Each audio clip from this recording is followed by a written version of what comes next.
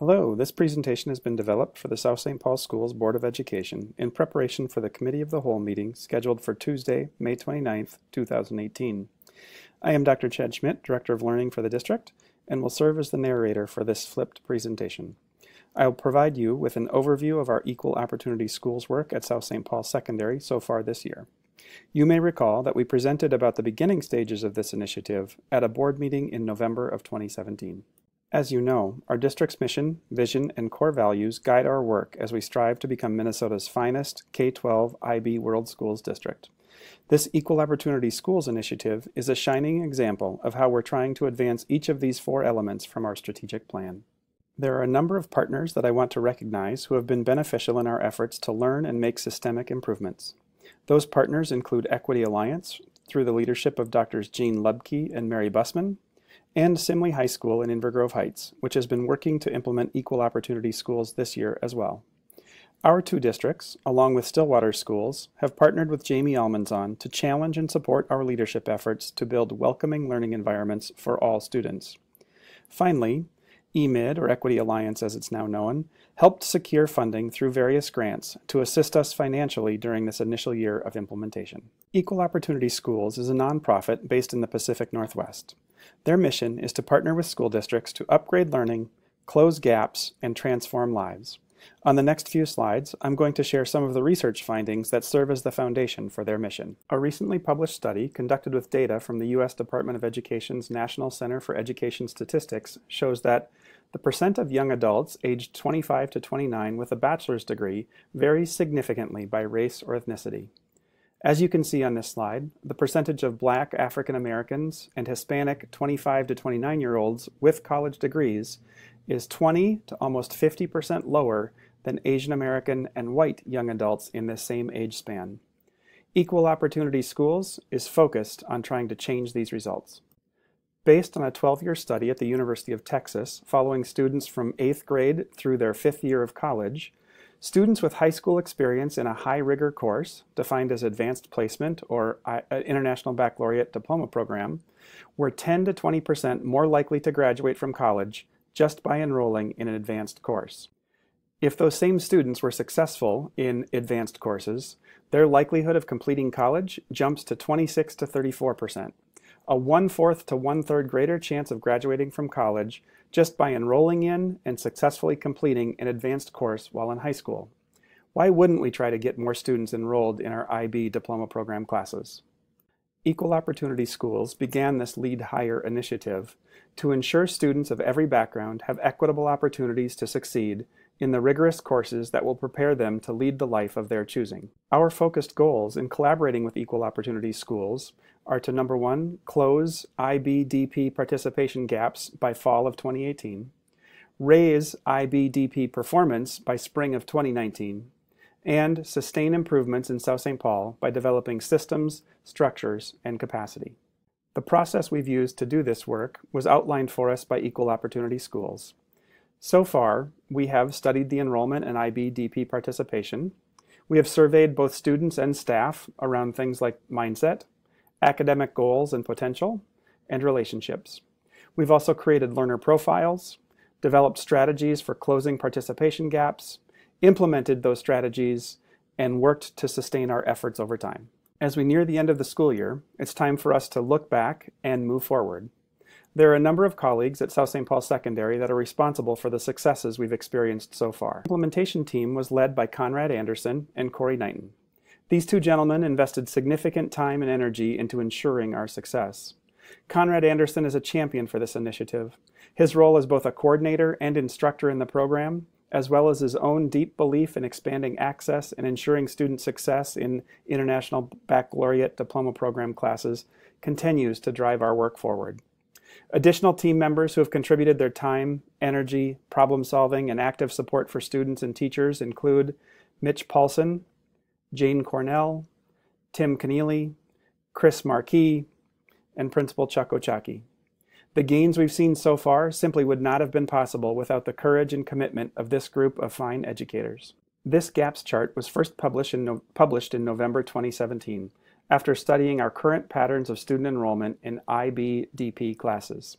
As you can see, our benchmark is 72% participation rate from our students who are white and/or Asian and come from middle and high income backgrounds.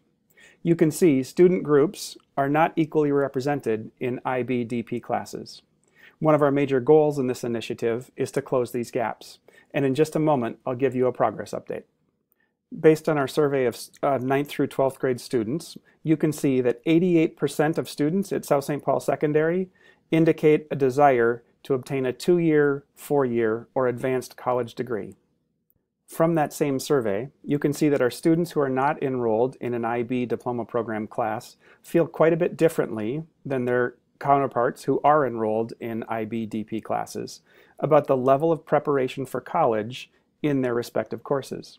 Approximately 70% of students in IB-DP classes report that their classes are probably or definitely preparing them for college, while approximately 50% of white and Asian middle and high income students feel that way about their standard path courses, and only 41% of our students of color and students whose families qualify for free or reduced price lunch feel they're being prepared for college. From this same survey, our South St. Paul students report the following barriers to participating in IB diploma program classes. As you can see, adult encouragement, welcome, and general knowledge are the 3 most frequently reported barriers by our underrepresented student groups. This is important information because it guided our planning and developing student supports, which you'll hear more about in just a few minutes. One of the unique strengths of equal opportunity schools is their ability to pull information from a variety of sources, such as student surveys, staff surveys, and student data files, and organize them for each student on what they call an insight card. The card pictured here is just a stock sample, but I wanted you to see it so you can be aware of the information that we are able to use in our outreach efforts to encourage more students to enroll in IB-DP classes.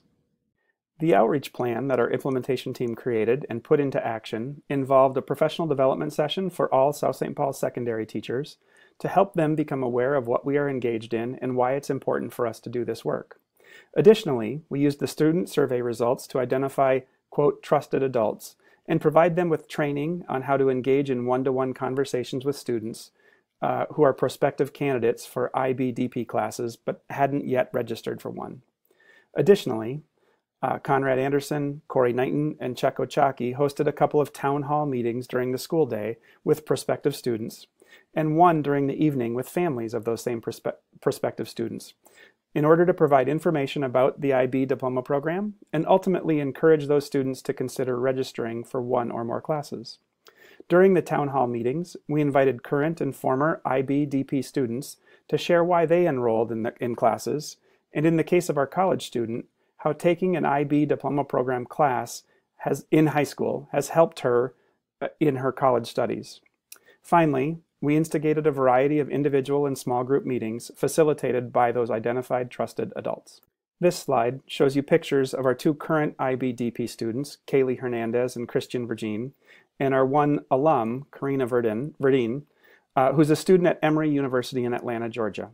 These students were talking to South St. Paul secondary students about the benefits of enrolling in at least one IB-DP class. So what have we accomplished so far, and what's next? Nearly 900 South St. Paul secondary students in grades 9 through 12 were surveyed in the fall. Almost 100 outreach interactions was logged in the system. I'm confident this is a low value and an underrepresentation of the actual one-to-one conversations between trusted adults and students.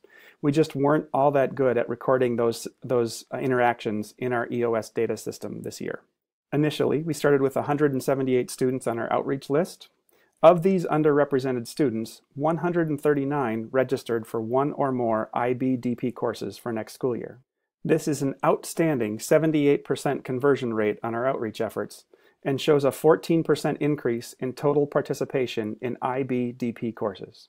Finally, there are 55 additional underrepresented students, students of color and students whose families qualify for free or reduced price lunch, who will be taking at least one IB diploma program class next year. This is the number of lives that have been positively impacted by our efforts. As you may remember, students are 10 to 20% more likely to graduate from college just by taking an advanced course, and 26 to 34% more likely to graduate from college if they are successful in that advanced course.